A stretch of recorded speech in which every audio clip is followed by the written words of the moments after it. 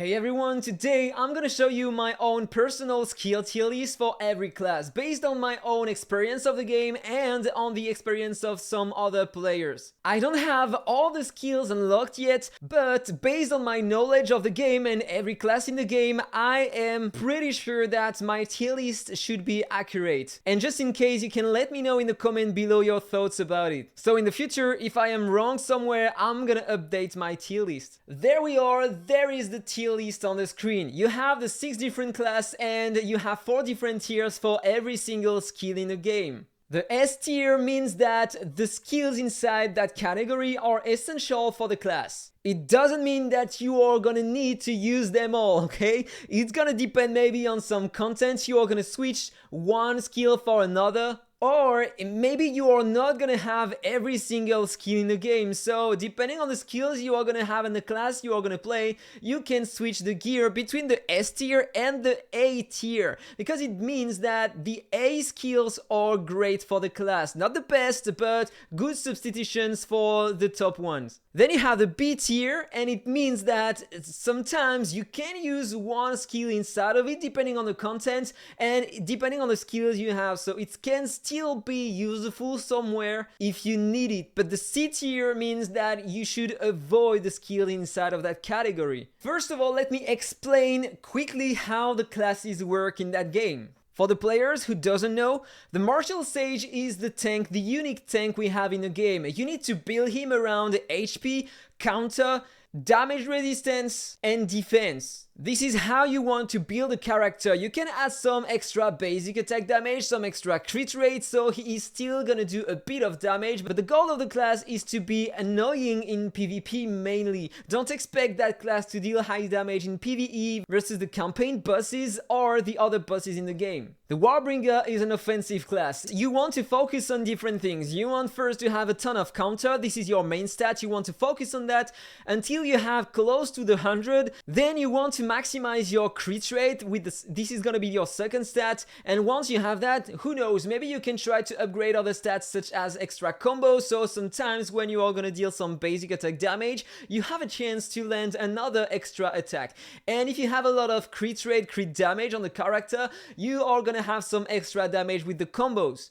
But it's mostly like an endgame build. Depending on where you are in the game, you might not have enough substats on gear to build a class with 3 different high stats. So the Warbringer, you concentrate on the counter, the crit rate first, and then you add extra stats. On the Hunter, you want to maximize your crit rate first and then your combo, okay? On the Monarch, you are gonna need to have first your combo and then your crit rate. On the Prophet, you want to have a lot of skill crits and stun. And finally, on the Dark Lord, you want to focus on the skill damage first, and then have some extra stun. So let's start with the Martial Sage. On that class you want to have a ton of HP, and then the shield and the heal are gonna be insane on that class. Because you want to be tanky, right? And you are gonna have a stronger shield because you have more HP and you are gonna have more heals. These 2 skills are great on that class. Then you have the Disarm, and you want to use that on every class in fact. This is one of the best skills in the game. During 3 seconds you are gonna disarm every target in front, even bosses, and during 3 seconds they will inflict 0 damage to you, so this skill is amazing. And you have a relic to increase the duration of the disarm, so make sure that you are using both. And then you have the Smoke Bomb, the best skill in the game to increase the damage of your class. Of course, the Martial Sage is not a damage dealer class, but using that you are still gonna have a bit more damage. You can deal some more damage with skills, with pals, and with your basic attacks, so this skill is one of the best you have in the game, so make sure you are all the time using that with every class. Then you have the Blitz Assault. That one is another amazing one, and you want to make sure to use that on every class if you have it. During 3 seconds you are gonna take 0 damage at all, so even if you have a clone in front or some pals, they are gonna deal 0 damage to you. And you have pretty nice damage when you cast it in AoE, so that skill is pretty strong. The best skill in the game is the clone. You want to use that on every class if you have it. You are gonna have more tankiness because the clone is gonna tank the damage for you, so it's gonna be even better if you are using a martial sage. You are gonna have a ton of HP and defense, and the clone is gonna have a part of your HP and the same defense. So it's gonna be really a pain for the opponent to kill your clone. And you are gonna have some extra damage as well.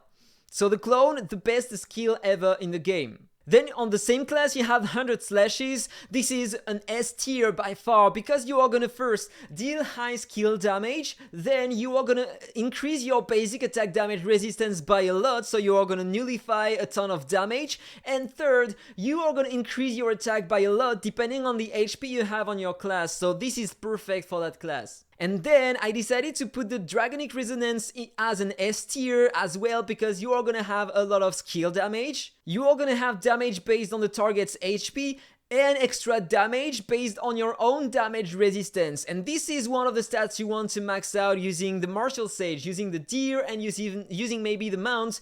That is increasing your damage resistance if you have it. And then that's gonna be a great skill to use. A tier for these skills for the Martial Sage. You can lower the attack or the attack speed of the target during 5 seconds. You can increase your attack by 15% during 5 seconds. It can help depending on your build, right? Then you have that skill, high skill damage and damage over time based on the target's HP. And I decided to put that one there because you have a pretty nice damage and the cooldown is really low.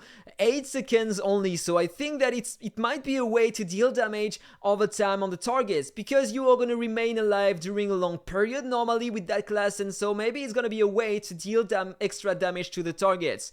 And then the others, in fact, you don't really care. It's up to you if you don't have all the S and A tiers to replace one by the ones you have there. For the Warbringer, the goal is going to be to deal high damage on basic attack and counters. So you want to make sure to use Disarm, of course, and the Lightning to be immune to damage over time. Then you want to use the Smoke Bomb to increase all your damage. The Clone, of course, to tank more and deal more damage. And that one to increase by a lot your crit rate during 5 seconds and your crit damage. This is gonna be a great one to increase by a ton the damage you are gonna deal during 5 seconds. And then, just in case you don't have all the S tiers, you can replace them by some of the A tier. You have the heal, you have the shield, of course, less attack speed on the opponent, less attack, more attack, some skill damage and damage over time, that one to deal more damage to the target, or that one as well to have more damage on your non-skill damage. On the Hunter, you can find almost the same on the S tier. You have Disarm, you have the Smoke Bomb, you have the Blitz Assault, the Clone, of course. That one is absolutely perfect for the 2 archer classes, so you are gonna have a ton of extra damage on non-skill attacks,